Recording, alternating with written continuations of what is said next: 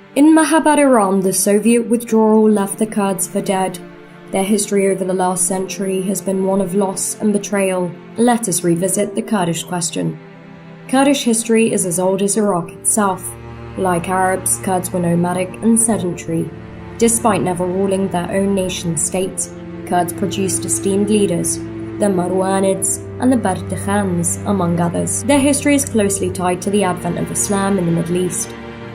Many followed Khalif Umar ibn Khattab in his conquest, and like other communities, they settled, living under a system that governed all religions and races equally. The biggest Kurdish luminaries include Salah ad-Din al-Ayyubi and the Sheikh of Islam Ibn Taymiyyah, whom historians believe was Kurdish. During the Ottoman Empire, special privileges were granted to Kurds that fought against the encroachment of Safavid Persia in the 16th century. The Ottoman Empire's dissolution during the First World War presented to the Kurds, as it did for the Arabs, a chance to satisfy nationalist needs and dreams, and so the modern Kurdish political movement was born. It started life under Mahmud al-Hafid al-Barzanji after he formed an alliance with colonial Britain against the Ottomans in 1918. He was able to govern the province of Sulaymaniya between 1919 and 1922, declaring himself King of Kurdistan. Britain's promises to the Kurds, however, soon evaporated with the signing of the Treaty of Lausanne in 1923. The treaty abrogated the terms of the treaty before it, Sevres, and determined the boundaries of modern Turkey. The episode of betrayal stoked Kurdish self-awareness, and after Mahmud's death, Kurdish activism rose fiercely under the Barzanji movement in the Iraqi village of Barzan in the 30s. In 1943, another chapter of the Kurdish struggle was written under the leadership of Ahmed and Mustafa. Their dream of independence was eventually actualized.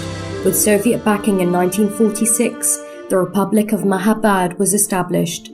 A year later, its leader, Qazi Muhammad, was hung in the public square of Mahabad by the Shah's forces after the Soviets withdrew. Since its formation, the Barzani movement has received moral and financial backing from Israel. Close ties between Israeli and Kurdish leaders were forged by the first Israeli Prime Minister Ben-Gurion's principle of allying with the periphery. The principle calls for the building of strategic alliances with minorities that can guard Israel's eastern borders. Their budding relations became known in the year 1963. The armed Kurdish resistance movement at the time was alive and kicking. In 1970, a peace agreement was reached between the government and the Kurds, recognizing their rights within a legal framework. Over the course of the next 12 years, Israel would remain a loyal Kurdish ally. Mullah Mustafa al-Barzani paid regular visits to Israel. Israeli military advisors and Mossad agents are near permanently anchored in Iraq's north. Israel continues to train Kurdish insurgents. The alliance was interrupted by the signing of the Algiers Accord in 1975 between Iraq and Iran. Iran was forced to abandon its support of rebels fighting against the central Iraqi government, and Mossad can no longer rely on Iran for intelligence to help the Kurds. The Kurdish movement consequently subsided and soon became embroiled in inter-Kurdish fighting between Jalal Talabani and Masoud Barzani's factions, but the movement rose back to its feet after the outbreak of the Iran-Iraq War in 1980. In 1991, under the leadership of their new leader, Masoud Barzani, Kurds fought on the side of the coalition America had established to liberate Kuwait.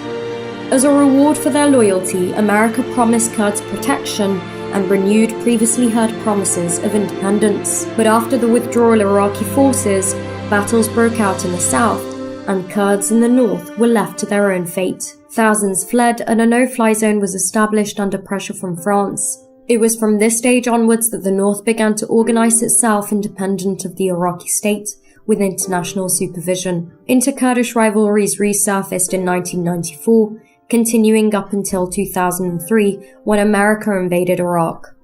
After Saddam was toppled by America with help from Barzani and Talabani, their rival factions agreed to unite.